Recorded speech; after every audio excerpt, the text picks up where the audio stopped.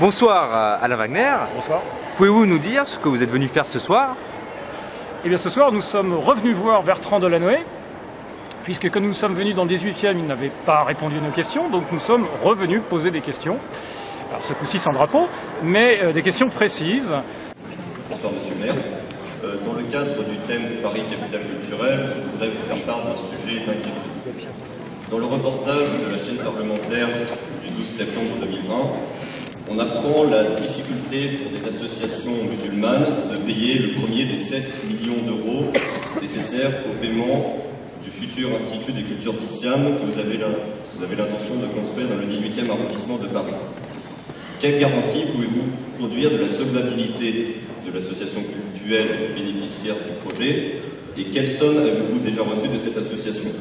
En effet, je souhaite rappeler à tous ici présents que dans le cas où ces organisations seraient incapables de payer l'intégralité du prix de ces lieux de culte qui leur sont construits par vos soins, la mairie de Paris se retrouverait dans la situation d'avoir financé des bâtiments cultuels, ce qui ferait basculer l'entièreté du projet hors de la loi de 1905, c'est-à-dire dans l'illégalité la plus totale.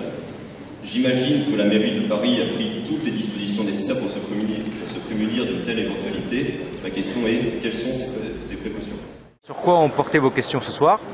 Alors, sur le volet économique du projet de l'Institut des cultures d'islam, nous avons notamment évoqué le problème du financement. Sur la chaîne parlementaire, nous avons des témoignages des responsables musulmans qui nous indiquent qu'ils n'ont pas l'argent pour payer les premières échéances de ce projet, qui, je le rappelle, va coûter aux associations cultuelles qui ont été créées 7 millions d'euros, et ils nous disent nous n'avons même pas le premier million d'euros.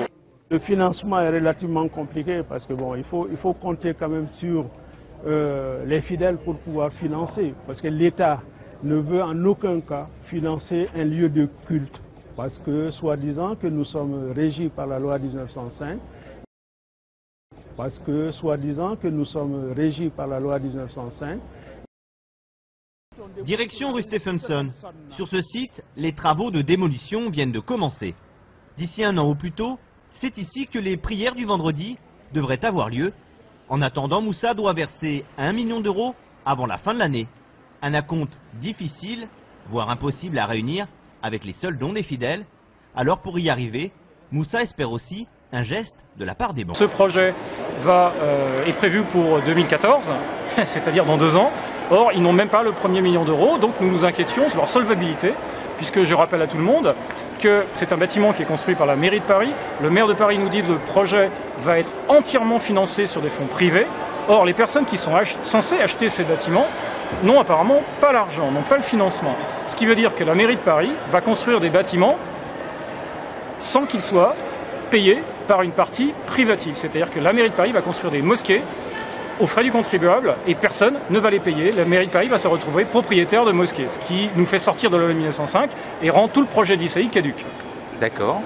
Et deuxième question, excusez-moi, deuxième question que nous avons posée, c'est sur la nature des activités de la deuxième association. Ma question porte sur l'Institut des cultures islam. Je me suis informé sur son site.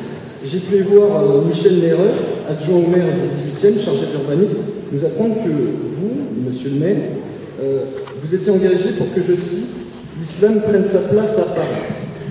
Or, assujetti à la loi 1905, la République ne reconnaît, ne salarie, ni ne subventionne aucun culte. Vous êtes responsable d'un abus de pouvoir. De plus, Daniel Vaillant, maire du 18e arrondissement de Paris, explique le projet de l'ICI en ces termes. L'ICI sera un équipement culturel, loi 1901, qui fera la promotion d'un islam moderne et tolérant.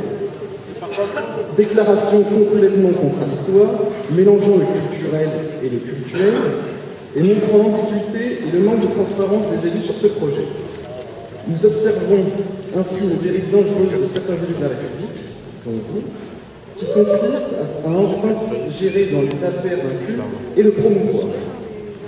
Comptez-vous revenir sur cette position anti-républicaine?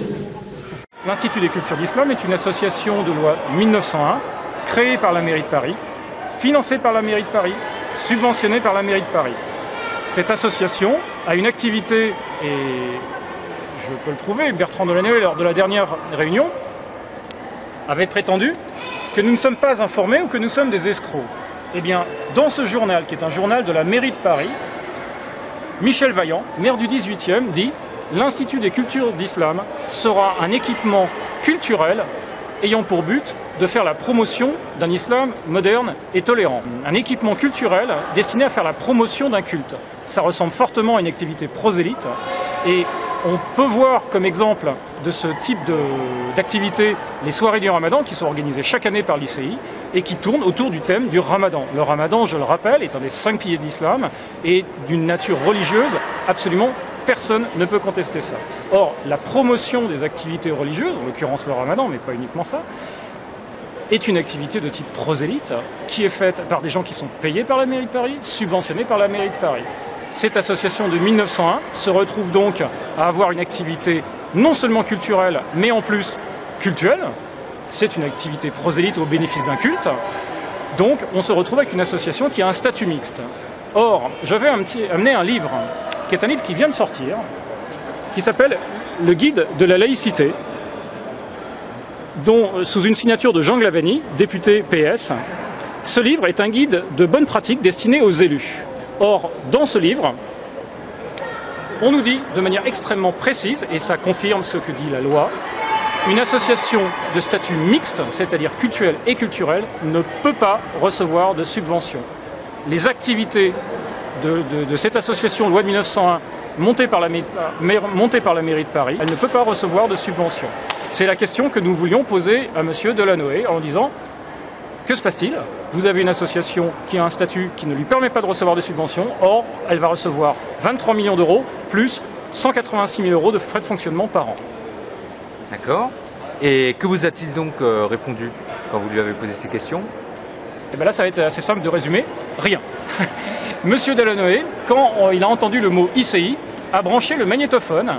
C'est un magnétophone qu'il met systématiquement en marche. Donc dès qu'il entend le mot ICI, il nous a parlé de la grande mosquée de Paris qui a été construite pour récompenser les musulmans morts pendant les guerres. Il nous a parlé de respect, il nous a parlé de tout un tas de choses, sauf des questions qu'on lui avait posées. Et du coup, nous n'avons eu aucune réponse. Il ne nous a pas répondu.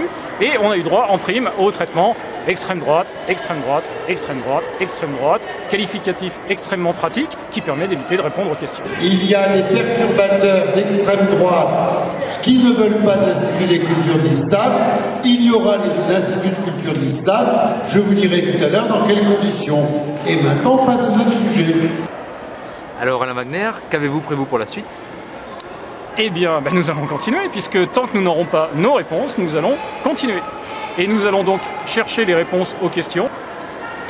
Nous allons en plus publier sur Internet donc, la suite des vidéos, car à chaque fois que nous intervenons auprès de M. Delanoë, nous filmons, comme vous êtes en train de le voir maintenant, et nous allons mettre sur le site de l'UDCC ces vidéos, de manière à ce que vous voyez ce qui se passe et la manière dont les citoyens, quand ils demandent ce qui se passe avec leur argent, sont traités.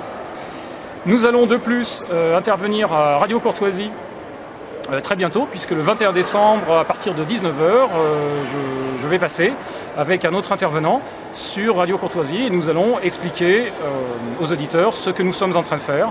Nous allons voir des élus, nous allons rencontrer des élus, nous allons continuer à informer les gens pour que, enfin, à Paris, la loi soit respectée et qu'on arrête de gaspiller l'argent du contribuable dans des projets qui sont illégaux.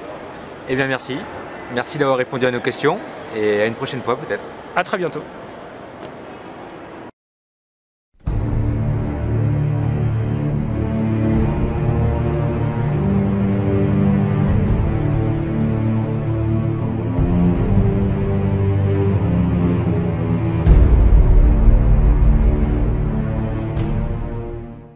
Qu'est-ce que vous faites là?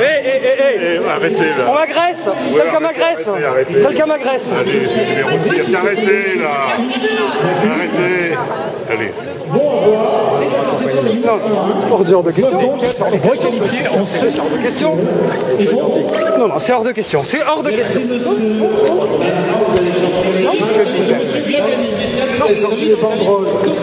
Non, c'est hors de question. Je ne me laisserai pas faire.